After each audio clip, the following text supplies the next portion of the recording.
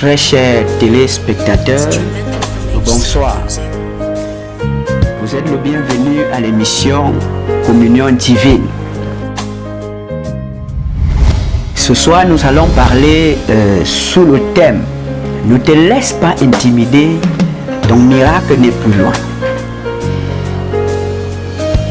Parce que l'ennemi ne dort pas. Nous sommes dans un monde qui est en perpétuel combat. Alors l'ennemi ne te laissera pas aussi facilement recevoir ton miracle. Alors ne te laisse pas intimider. Avant d'entrer dans le vif du sujet, nous avons un quiz. Vous allez répondre à la question. Et nous allons continuer la suite des événements. Alors la question, c'est lorsque Bartimée a entendu parler de Jésus, il s'écria, petit a, Jésus de Nazareth, sauve-moi. Jésus, fils de Marie, délivre-moi. Jésus, fils de David, aie pitié de moi. Alors, remuez les méninges et donnez-nous la bonne réponse. Je crois que vous ne serez pas déçus lorsque vous allez gagner à ce quiz. Alors nous passons directement à notre message. Donc j'ai intitulé « Ne te laisse pas intimider, ton miracle n'est plus loin ». Comme je le disais, que nous sommes sous l'influence de l'ennemi. Et la Bible dit qu'il y avait eu une guerre dans le ciel. Satan a été propulsé vers la terre. Et la Bible dit « Malheur à toi terre, et vous qui habitez dans la terre ». Malheur à toi la terre et à la mer, car le diable est descendu animé d'une grande colère. Et sa colère, ce n'est pas pour aller attaquer les forêts, pour aller attaquer les arbres, attaquer les océans, non. C'est pour attaquer ta bénédiction. C'est pour te décourager, pour que tu n'avances pas. C'est pour te demander d'arrêter. La Bible dit qu'il s'était engagé à s'acharner à tous ceux qui vont garder les commandements de Dieu. Tous ceux qui vont suivre Christ. Il dit, mais tu peux rester autant dans ta maison, dans ta misère. Tu vis ta vie. Le diable n'est pas pressé de te persécuter. Il sait que tu es dans l'enclos. C'est comme quelqu'un qui a un poulailler. Le jour qu'il a faim, il n'a qu'à choisir un coq pour égorger. C'est pour cela que le diable n'est pas pressé avec toi. Mais le jour où tu as choisi de suivre le Seigneur, rassure-toi que tu as décidé de faire le combat et la guerre à Satan. Raison pour laquelle je viens te dire, ne te laisse pas intimider, ton miracle n'est plus loin. Entrons dans la sainte parole. Nous allons lire dans le livre de Luc chapitre 18, du verset 35 jusqu'au verset 43. Tu peux, là où tu es, tu peux ouvrir la Bible avec moi et nous allons lire ensemble. Alors, la Bible dit, comme Jésus approchait de Jéricho, un aveugle était assis au bord du chemin et mendiait. Entendant la foule passer, il demanda ce que c'était. On lui dit, c'est Jésus de Nazareth qui passe. Et il cria, Jésus, fils de David, aie pitié de moi. Ceux qui marchaient devant le reprenaient pour le faire taire. Mais il criait beaucoup plus fort, fils de David, aie pitié de moi.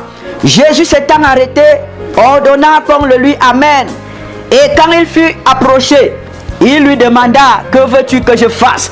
Il répondit, Seigneur, que je recouvre la vue. Et Jésus lui dit, recouvre la vue, ta foi t'a sauvé. À l'instant, il recouvra la vue et suivit Jésus en glorifiant Dieu.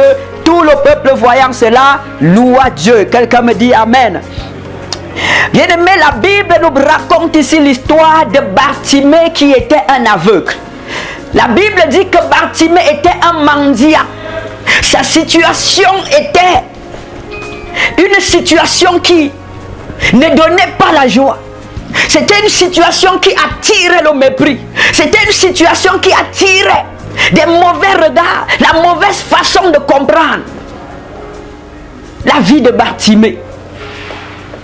Il était là en train de mendier. Mais un jour, il a entendu, la foule était en train de faire du bruit.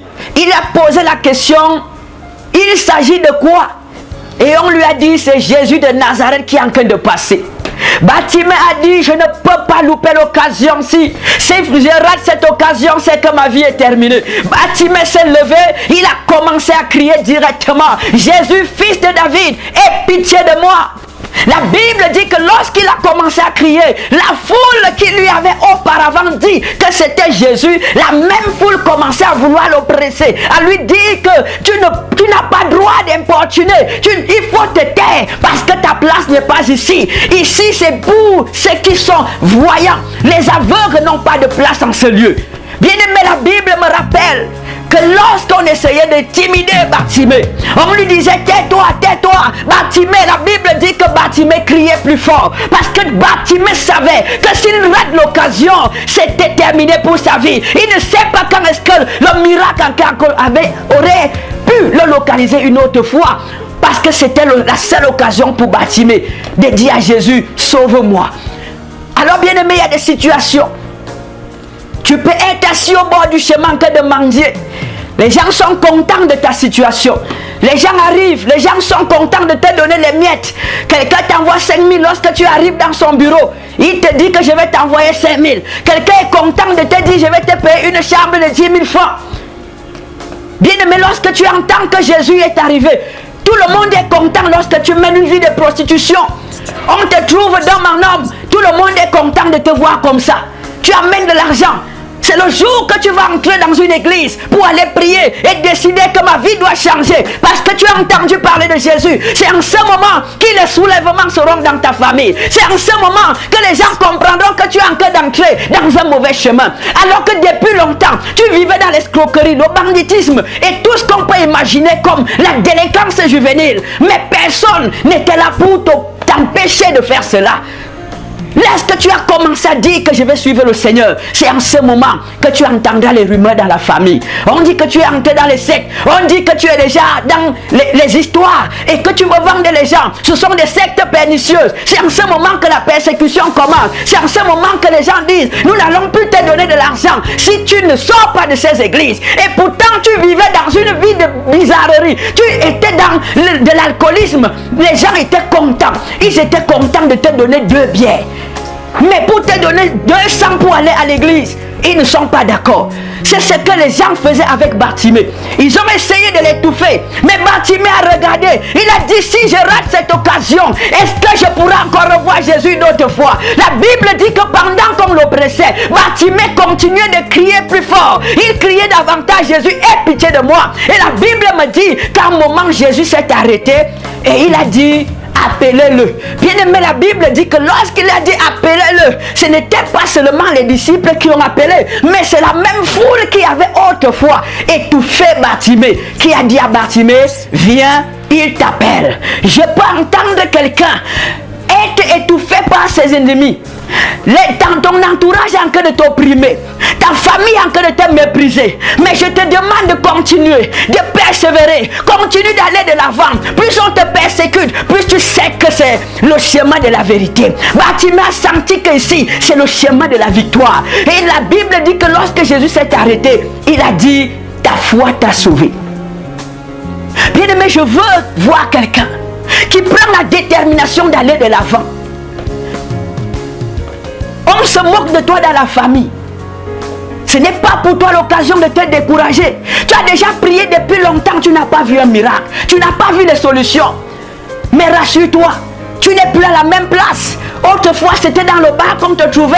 Aujourd'hui, on te trouve à l'église. Ça veut dire que tu as changé. Tu as commencé à évoluer. Ne te dis pas que ça n'arrive pas, qu'il n'y a pas de miracle. Le miracle est devant toi. Alors ne te décourage pas. Plus on va essayer de t'étouffer, alors tu as une occasion pour comprendre que tu es sur le bon chemin. Et continue et persévère. Pendant que tu vas persévérer, Jésus de Nazareth va t'écouter. Bartimée n'a pas crié une fois. Il n'a pas crié 2 fois. Il a crié plusieurs fois. Ce n'est pas le premier jour que tu iras à l'église, que tu iras à la prière, que le résultat va venir. Ce n'est pas parce que tu es arrivé aujourd'hui que tu verras le miracle demain. Continue simplement d'aller de l'avant. Continue de suivre le Seigneur. Et le jour arrivera où l'Éternel s'arrêtera, où Jésus s'arrêtera et il dira, appelez-le. Les mêmes gens qui se moquaient de toi, ils seront obligés d'acclamer pendant que le miracle de l'Éternel est en train de se manifester. Il y a des gens dans ta famille qui vont croire à cause de ton miracle. Ta qualité de ta persécution détermine le miracle que l'Éternel va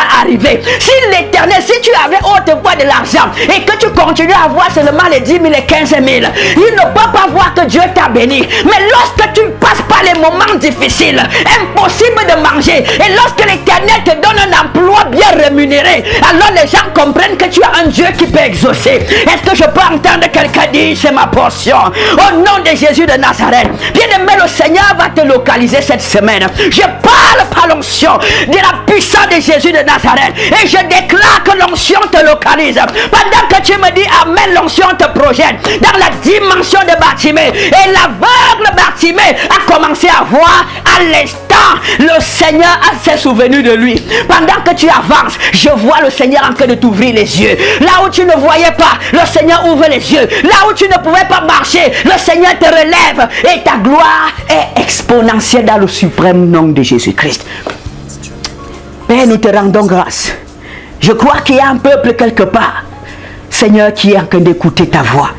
Et ma prière, Seigneur, ce soir, c'est que tu visites quelqu'un dans la profondeur. Papa, que tu ouvres les yeux de quelqu'un comme les yeux de Bartimée. Que tu relâches la vie de quelqu'un, Seigneur. Que tu déconnectes quelqu'un, Papa, du découragement. Que quelqu'un ait la motivation d'aller de l'avant. Peu importe les persécutions, peu importe la manière que ça vient, que quelqu'un prenne courage. Seigneur, je sais, lorsque Jésus était à la croix, à la 9e heure, les ténèbres avaient envahi la terre. Seigneur, mais après cela, le rideau s'est déchiré et c'était l'heure de la victoire de Jésus de Nazareth. C'était l'heure de la victoire de Jésus de Nazareth. Et je crois que quelqu'un est en train de passer dans les ténèbres. Après ces ténèbres, Seigneur, que ta lumière éclaire dans la vie de quelqu'un, au nom suprême de Jésus-Christ. Amen.